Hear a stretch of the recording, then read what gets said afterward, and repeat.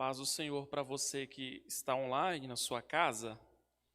Eu quero lhe assegurar que eu tenho uma palavra do coração de Deus para o coração tanto de quem está aqui no templo, quanto quem está assistindo o culto online, tá bom? Deus abençoe ao pastor André, Deus abençoe essa regional, Deus abençoe a família do pastor André, Deus abençoe a pastora Leite, né? Deus abençoe ao meu amigo pastor Edson. Deus abençoe a todos os irmãos. Você que está em casa, tá bom? Deus abençoe você. E eu quero trazer uma palavra do coração de Deus para o seu coração aqui nessa noite, que está no Salmo de número 42, o versículo de número 5. Eu quero responder a pergunta dos filhos de Corá. O Salmo de número 42, o versículo de número 5, vamos tentar responder essa interrogação que vez ou outra nos assola. Deus abençoe ao Miqueias, meu parceiro aí, foi meu colega de faculdade, irmãos, né? Meu colega de faculdade. Diz assim o Salmo 42, o versículo de número 5: Por que estás abatida, ó minha alma, e por que te perturbas em mim? Espera em Deus, pois ainda o louvarei na salvação da sua presença. Deus abençoe minha família que está ali, minha esposa e minha filha, enfim. Deus abençoe a todos os irmãos. Queridos, é bem verdade que nós vamos observar que principalmente no presente tempo que nós estamos vivendo, não é muito difícil o nosso emocional consequentemente desregular. Não é difícil, vez ou outra, o nosso coração ser abraçado pela ansiedade, ser abraçado pela ira, ser abraçado pelo estresse e, consequentemente, ser abraçado pela solidão e pela depressão. Eu quero assegurar a você que está me ouvindo, para você que está me vendo aí pelo YouTube, eu quero assegurar a você que você não é o único homem, nem a única mulher, nem o primeiro e nem o único homem e mulher que vai passar por esses momentos tão angustiantes na alma. O Salmo de número 42 é escrito não por aquele que escreveu 70% dos salmos, que foi Davi, mas ele é escrito justamente pelos filhos de Corá, ou os filhos de Coré, aonde, se você observar no versículo de número 5, que foi o texto que nós lemos, ele não está em uma oração aonde ele se dirige a Deus. Ele não está em uma oração aonde ele se dirige ao Criador, ao Onipotente. O quadro de tristeza e o quadro de uma ansiedade está tão alterado, mas tão alterado, que ele começa a conversar com ele mesmo. Ele começa a fazer pergunta para ele mesmo. E a partir de agora, ele simplesmente olha para dentro de si e ele vai interrogá-lo e perguntar para a alma dele: por que estás abatida, ó minha alma? Por que você está perturbada? Por que você está preocupada? Por que você está ansiosa? E a pergunta que eu fico a me fazer é: será que os filhos de Corá ou de Coré foram os únicos dentre os quais participaram ou tiveram o privilégio de ter a sua alma abatida? E eu quero assegurar para você que não. Se você observar, por exemplo, a vida dos homens e das mulheres de Deus, eu posso escolher a vida de Jó para relembrar a você que Jó, a partir do capítulo de número 3 ao capítulo de número 37, Jó vai destilar ansiedade, Jó vai destilar preocupação, Jó vai destilar uma solidão e uma depressão profunda. Por que, Starley?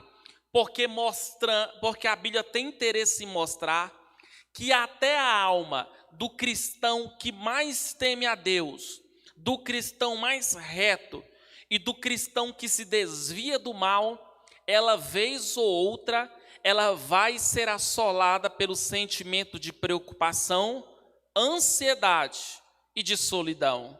Se você observar, por exemplo, a história do profeta Elias, você vai perceber que ele, que é chamado de o leão dos profetas, ao ponto do próprio Jesus precisar usar a identidade de Elias para se apresentar, pois logo em Mateus, no capítulo de número 13, Jesus se apresenta dizendo assim: se vocês quiserem acreditar, eu sou o Elias que haveria de vir. Esse é Elias, chamado de o leão dos profetas. Elias simplesmente se apresenta perante o rei Acabe no capítulo 17 de 1 aos reis de Israel. No capítulo de número 18, foi aquela famosa vigília, ou aquele famoso congresso que foi realizado em Israel, onde Elias era o pregador, e ele está pregando para os profetas de Baal e para toda a nação de Israel. No mesmo capítulo 18, Elias ora, Deus abre os céus e Deus envia do céu para a terra fogo, mostrando que Deus era com Elias e Deus estava acreditando a pregação de Elias. Porém, no capítulo 19 de 1 aos reis de Israel, Elias vai ouvir uma mensagem da rainha Jezabel, dizendo que a cabeça dele ia ser arrancada do corpo, e Elias simplesmente vai para debaixo de um pé de zimbro e, consequentemente, vai rogar a Deus em 1 Reis, capítulo 19, o versículo 4, a vontade para Deus matá-lo e arrancar e ceifá-lo a sua vida. Então a pergunta é: será que o único homem da Bíblia, será com que o único grupo de pessoas da Bíblia que tiveram as suas almas abatidas foram unicamente os filhos de Corá ou de Coré? Eu quero assegurar a você que não. A Bíblia, de Gênesis a Apocalipse, ela é simplesmente o livro que vai mostrar que homens de Deus e mulheres de Deus vão ter as suas almas abaladas, preocupadas, em estado de ansiedade, em estado de abatimento. Porém, a pergunta que eu fico a me fazer é: como a Bíblia nos ordena quando nós estivermos assim? Antes de mais nada, eu preciso dizer para você e para você que está em casa, que Deus não quer te ver você num estado de depressão, de solidão, de isolamento. Mas mesmo Deus não nos querendo ver assim, o que nos leva a ficar num estado de depressão, de tristeza? Antes de mais nada, não se esqueça que a primeira coisa que vai fazer com que nós ficamos assim é o motivo desprezado por muitos cristãos, desprezados por muito crente cheio do Espírito Santo, que é justamente as chamadas causas físico-genéticas. Acredite você ou não, creia você ou não, alimentação sendo mal feita, noite de sono mal dormida, pode contribuir para que o seu estado emocional seja comprometido. Logo, outros fatores como contagem baixa de açúcar no sangue, elementos químicos desequilibrados, simplesmente desordens glandulares, são mais complicados. Isso tem comprometido a saúde física e a saúde emocional de muitos cristãos. O segundo é chamado as causas ambientais. As experiências que nós tivemos na infância pode comprometer a nossa vida adulta. O que eu vou lhe falar aqui foi comprovado por um grupo de psicólogos, inclusive cristãos, que crianças que nasceram em ambientes de orfanatos, por exemplo, e que tiveram consciência de que foram rejeitadas pelo pai, ou pela mãe, ou pelos dois, simplesmente quando cresceram, já tinham predisposição e tendência a simplesmente entrar num quadro de solidão, num quadro de tristeza e num quadro de alma abatida.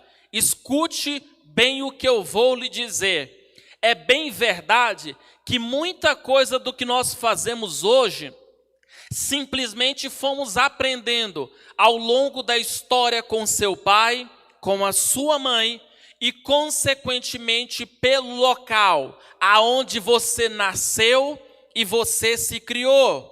Logo, nós vamos perceber que o que pode também levar a causas de alma abatida, de tristeza profunda, esses estados emocionais com que nós ficamos debilitados, angustiados, preocupados, incapazes, pode ser também o pensamento negativo. Lógico que quando nós falamos sobre pensamento negativo, eu estou falando do homem ou da mulher, do jovem, do adolescente, não importa, que se esquece do lado positivo e só tem a capacidade de olhar para o lado escuro da vida.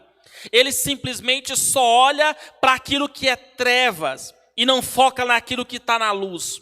Ele olha só para quem caiu, esquece de quem Deus levantou. Ele olha só simplesmente para as desgraças e para as mazelas. E simplesmente vai esquecendo que, apesar de tudo, Deus é um Deus que, do meio da maldição, Ele tem poder para fazer brotar a bênção. Que Deus é um Deus que, no meio da enfermidade, Ele tem o poder de brotar a cura. Deus é um Deus que, do meio das trevas, Ele tem o poder de fazer brotar a luz. Portanto, não se esqueça, pensamentos negativos vão comprometer a sua fé, vão comprometer a visão que você tem de Deus, vão comprometer. Mas escute o que eu quero que você compreenda.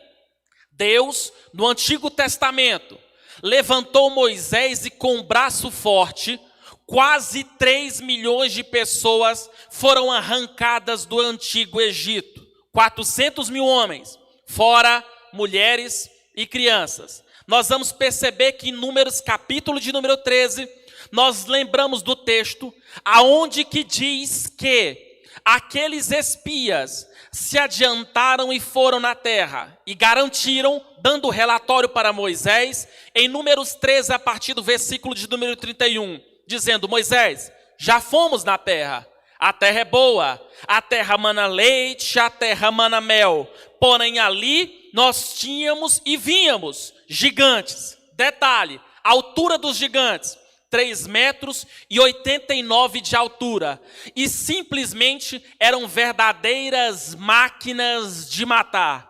Eles não tiveram coragem de se apresentar perante ele, porque os pensamentos deles eram negativos.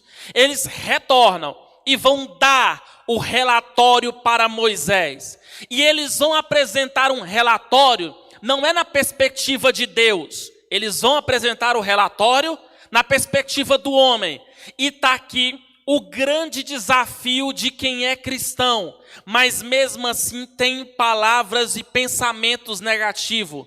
É porque não olham as coisas das perspectivas dos céus, mas olham a coisa da perspectiva da terra. Simplesmente não colocam a visão do reino, mas colocam a visão dos homens. Não colocam a visão daquele que pode, mas simplesmente adotaram e querer olhar e observar a visão daqueles que não podem nada. E escute bem o que eu vou lhe dizer. O cristão que se pauta em pensamentos negativos, a fé dele está comprometida. E é por isso que eu quero dizer para você aqui nessa noite, que eu acredito que enquanto eu estou pregando a palavra de Deus, O Espírito Santo está derramando o colírio dos céus aqui nessa noite.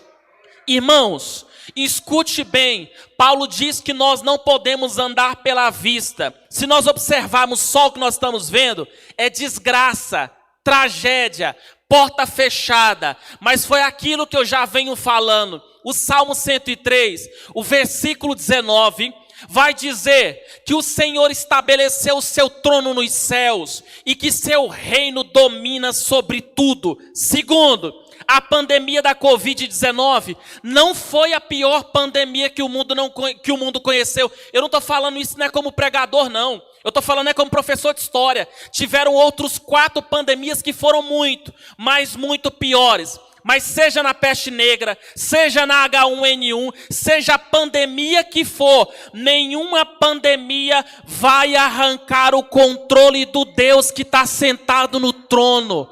Deus continua sendo soberano.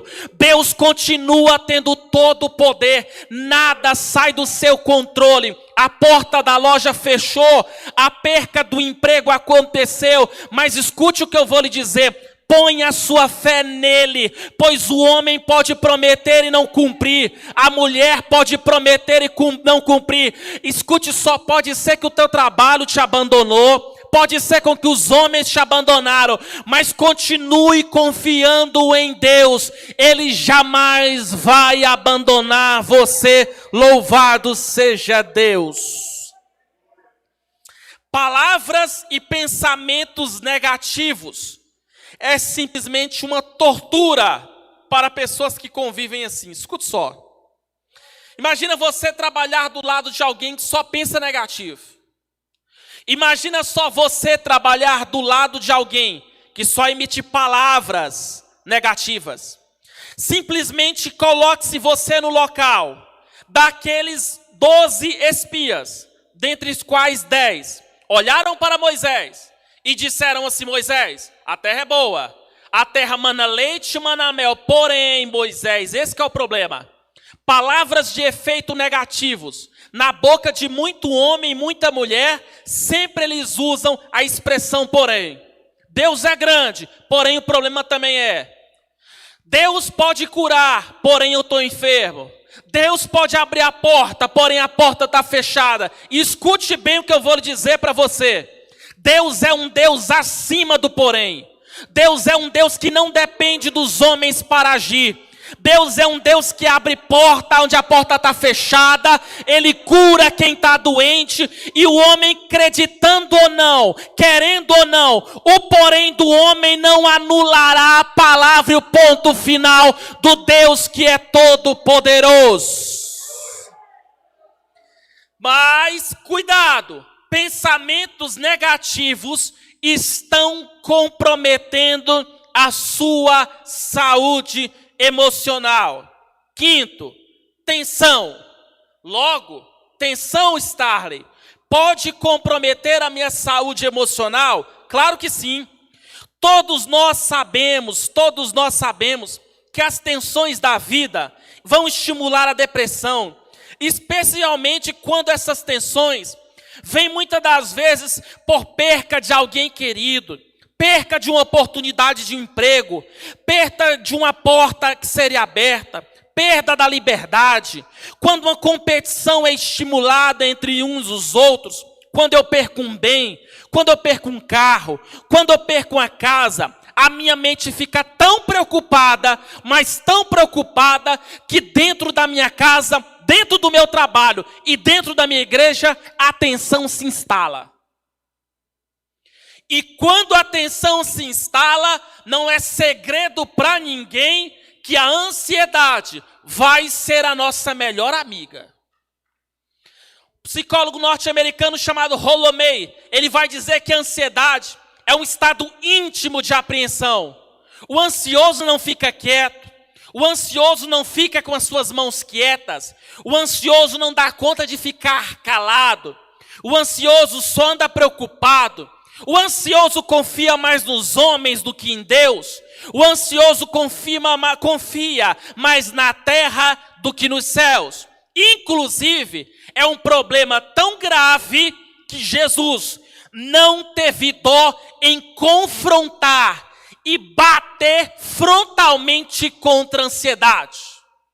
Não se esqueça que Jesus olha para aqueles judeus e ele vai fazer uma pergunta. E eu fico imaginando se Jesus entrasse aqui agora, pegasse esse microfone e falasse assim: Starley, senta, porque eu quem vou pregar.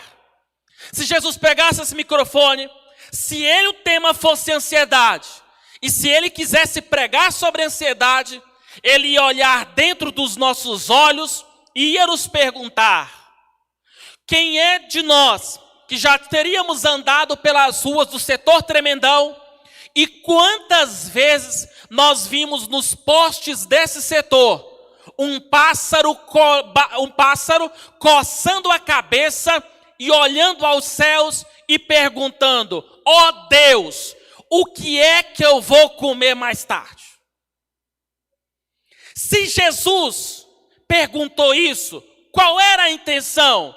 Duas. Primeiro, mostrar que o Pai, que Deus, alimenta as suas criaturas. E segundo, era conscientizar homens, mulheres, você que está na sua casa, que se Deus cuida dos pássaros, Ele vai cuidar mais do homem, que é a sua imagem e a semelhança. Ele vai responder dizendo: vocês não sabem que vocês valem para Deus muito mais do que os pássaros? Ficar num estado de tensão não é saudável, preocupado. E é por isso que os apóstolos ordenam: lançai sobre ele as vossas ansiedades, pois ele tem cuidado de vós. Falei hoje no grupo de pregadores do Ministério Fama. Morimoto está no grupo, ele viu. Tem muitos de nós que dependemos das nossas agendas para comer, para sobreviver. E a gente sabe que a pandemia tem fechado as portas de igrejas. Porém, é aquilo que eu venho falando. Deus está ensinando para nós, Ele está ensinando para nós que a nossa fonte, ela não vem de igreja. Que a nossa provisão, ela não vem dos homens. Quem garante Elias ainda é o Deus que chamou Elias. Podem fechar as portas da terra, mas lockdown é algo que o céu jamais vai conhecer. As portas dos céus ainda estão abertas para o homem de Deus, para o homem que tem ministério, para a mulher que tem ministério e quem não tem ministério também. As portas vão estar abertas. Porém, isso não é desculpa para nós deixarmos de contribuirmos e dizimarmos na obra de Deus. Porque é no momento da crise que Deus vai saber quem é quem. A ira, o estresse, pode comprometer o nosso estado de solidão e de depressão, é claro. Outras pessoas vivem zangadas, preocupadas, e quando o estresse bate na porta do seu coração, pode ser, por exemplo, o resultado de uma mágoa. Pode ser que a pessoa esteja ferindo e abusando verbalmente dos outros, porque a pessoa não tem uma leitura bacana de si mesmo. E não se esqueça, Jesus ordenou: amarás o teu próximo como a ti mesmo, mostrando que não existe amor por Deus sem antes a pessoa primeiro se amar. Mágoa é a primeira emoção a ser sentida na vida daquela pessoa que destila estresse, destila ódio, destila amargura. E qual é a segunda ponte depois da mágoa? A ira.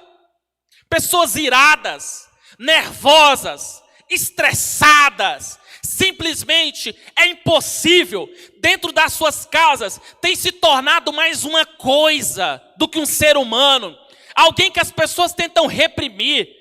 Ninguém quer andar do lado de alguém estressado, uma pessoa nervosa, cara fechada. Terceiro, a ira vai tentar influenciar a vingança.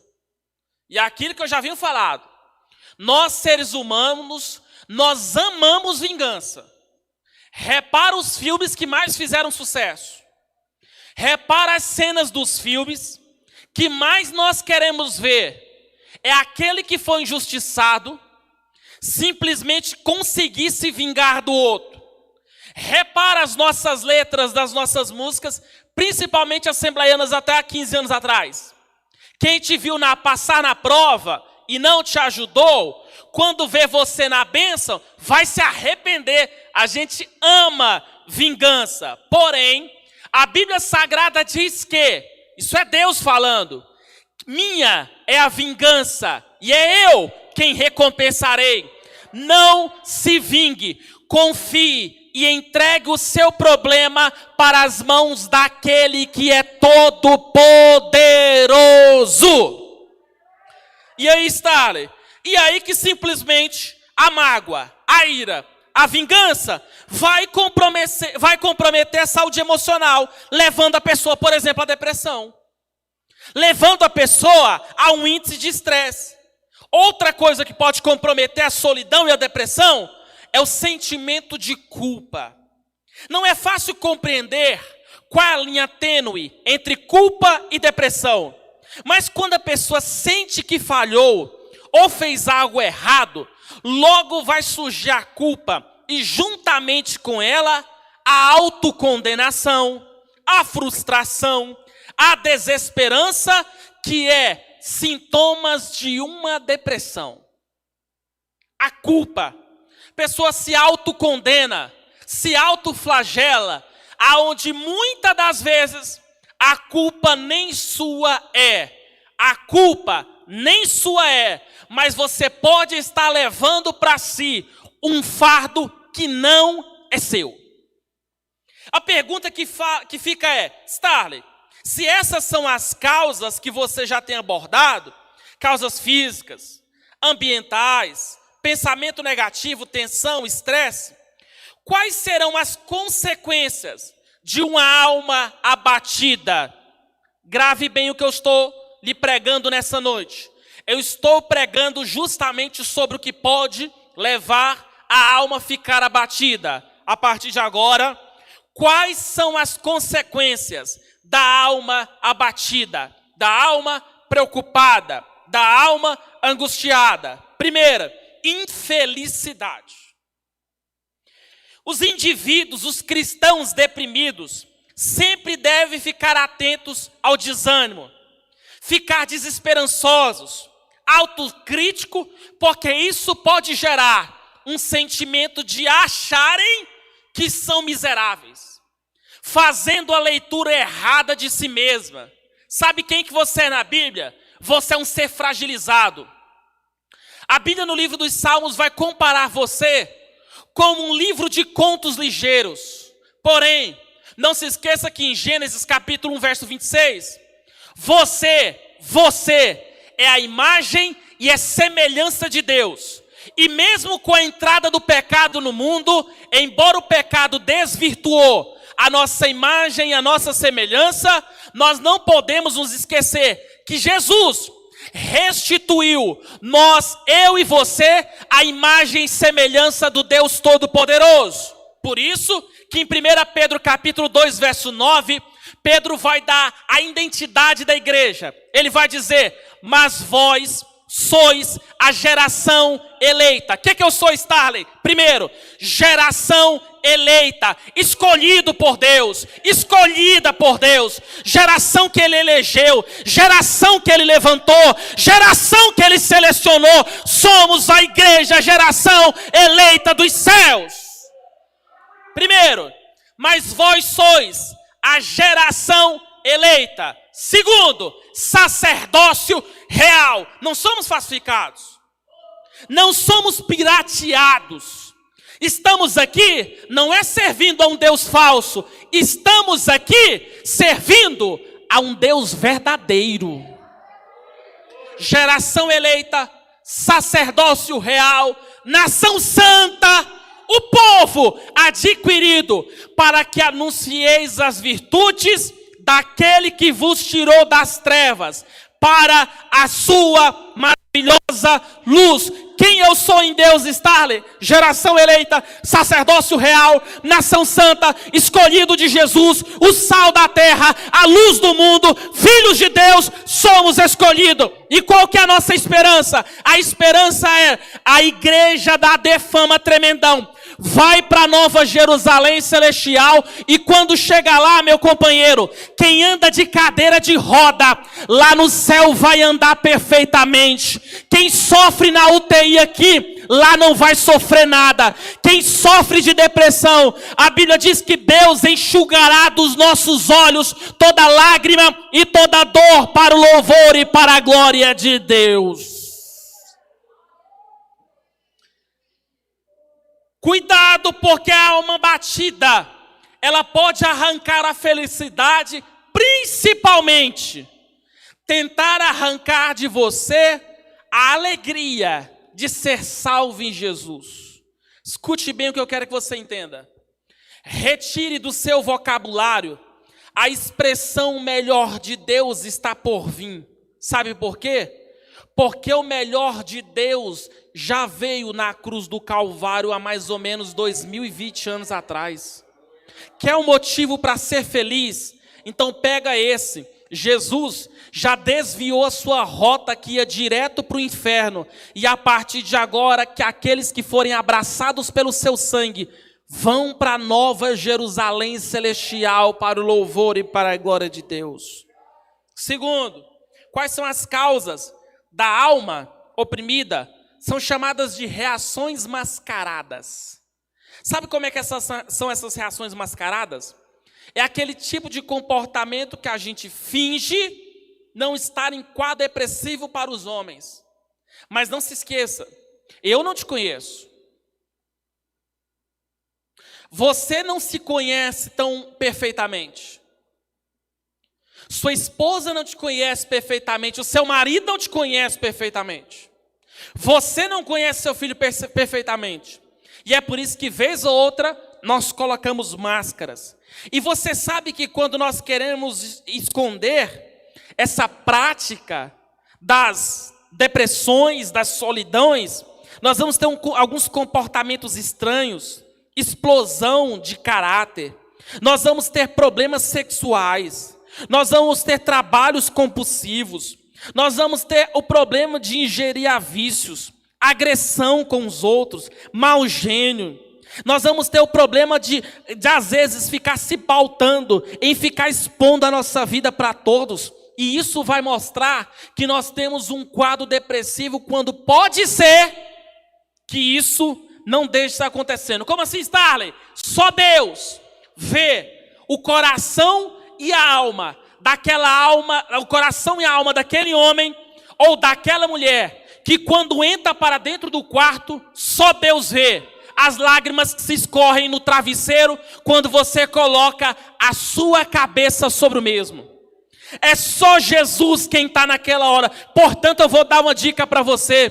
Plante o seu joelho no chão e derrama as suas lágrimas, porque segundo Apocalipse capítulo de número 8, quando os cristãos derramam a sua lágrima, se transforma em incenso, e tem um anjo que leva até os céus, e Deus devolve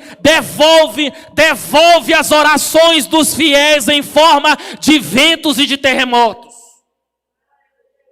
Sabe o que a alma oprimida pode fazer para você? Quer fazer com você? Retração.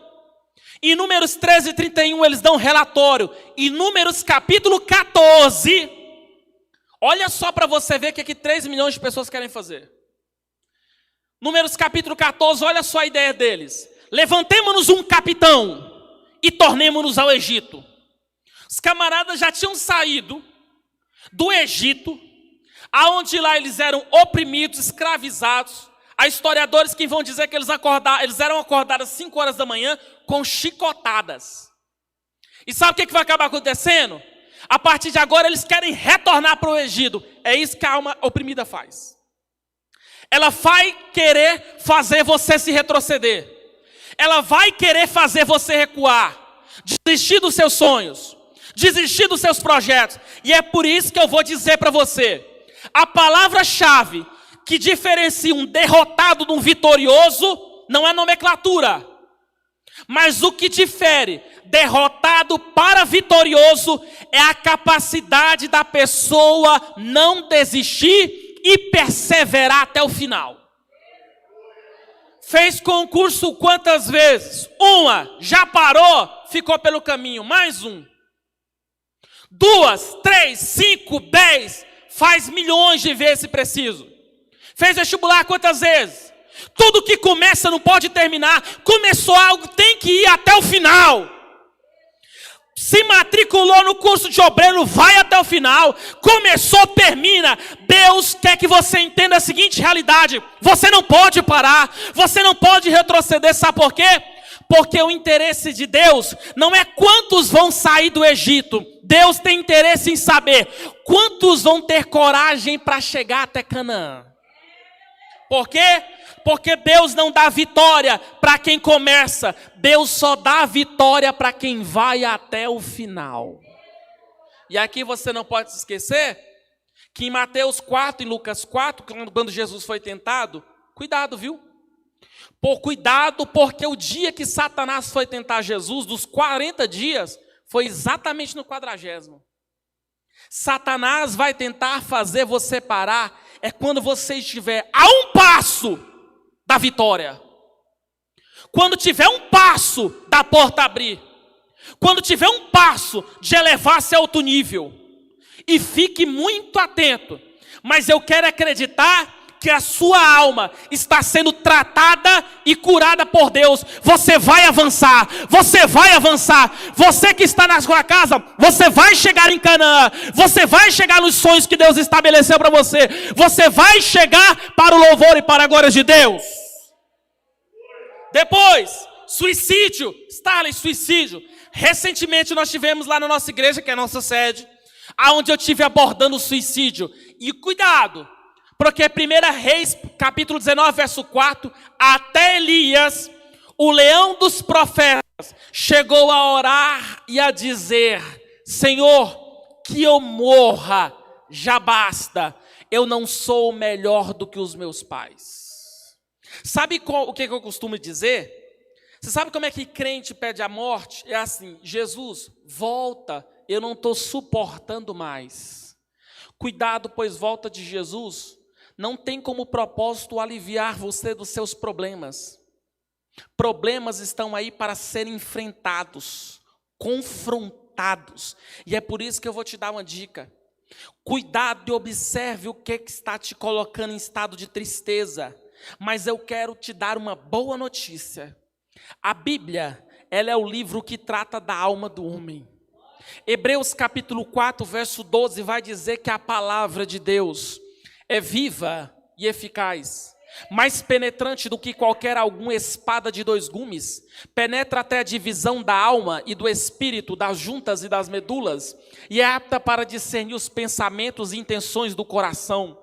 Aonde o bisturi de cirurgião médico nenhum vai nessa noite, acredite, eu estou usando o maior bisturi que tem, que está tratando a sua alma para o louvor e para a glória de Deus.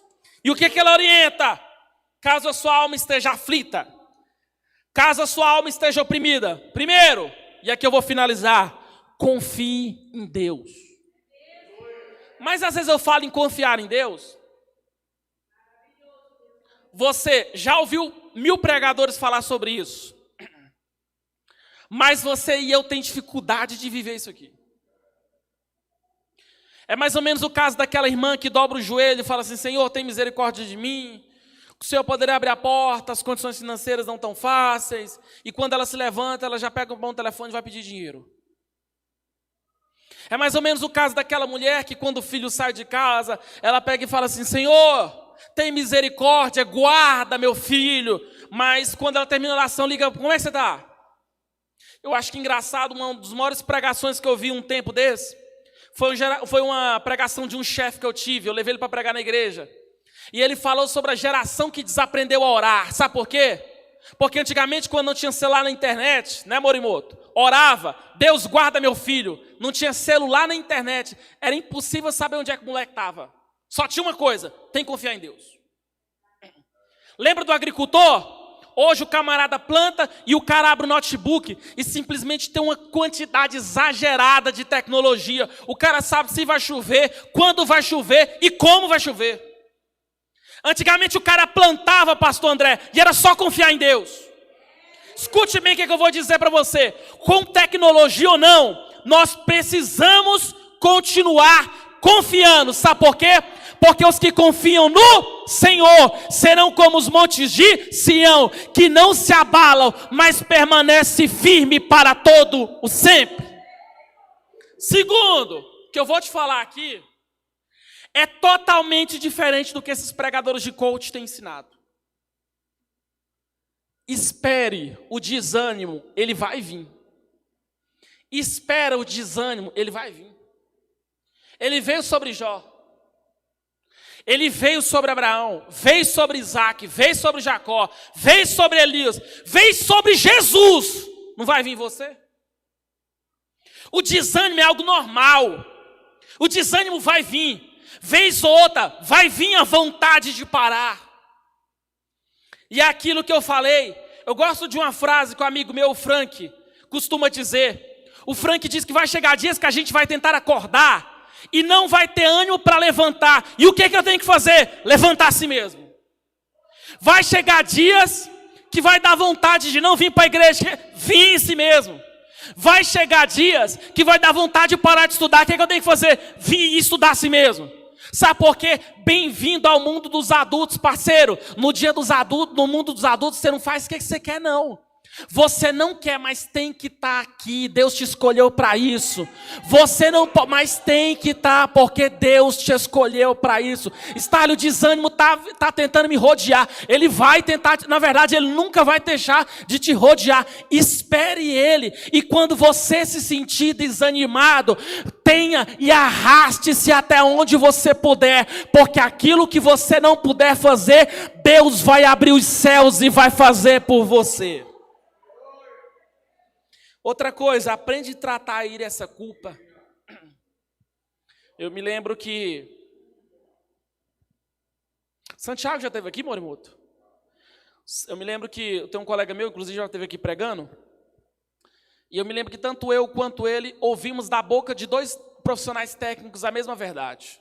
Eu sou professor na Igreja Batista Renascer. E uma certa feita, eu tinha um aluno que é considerado um dos melhores cardiologistas do centro-oeste do Brasil. Inclusive foi ele que diagnosticou quando minha esposa estava grávida. E eu me lembro que o João falou assim para mim: Starley, cuidado com a pressão da igreja. Mas eu vou te dar uma dica. Quando você estiver estressado, se for o caso, entra para dentro de um quarto e grita. Grita. Grita. Porque escute só. A igreja, ela é complexa. Tem pessoas difíceis. Tem pessoas complicadas. E vez ou outra ela nos estressa. O seu trabalho tem gente complexo. Tem gente complicada. Tem gente que oprime, tem gente que persegue. Dentro da sua casa você ouve palavras de efeito negativo. Isso estressa. Isso compromete. Sabe o que tem que fazer? Vez ou outra extravasar. Então sabe o que eu faço? Eu procuro conversar com pessoas que eu pareço um bobo da corte perto delas. Pessoas que estão milhões de anos-luz na minha frente. Por que, Starley? Porque aquilo lá me desestressa. Segundo, procure fazer alguma coisa com que você consiga extravasar. As chamadas válvulas de escape lícita. Eu me lembro que uma certa feita eu estava dentro do meu carro com um pastor. Na verdade ele é até um presidente de campo. E ele olhou para mim e falou assim: Starley, para você, meu companheiro, eu posso desabafar? Eu falei: não, mas desabafa. Eu falei desse jeito dele: desabafa, mas não usa termos técnicos não, mas desabafa do jeito que você quer. E em 35 minutos você percebia a expressão facial melhor. Porque nós vamos perceber que o nosso mundo ele é muito rotado de máscaras.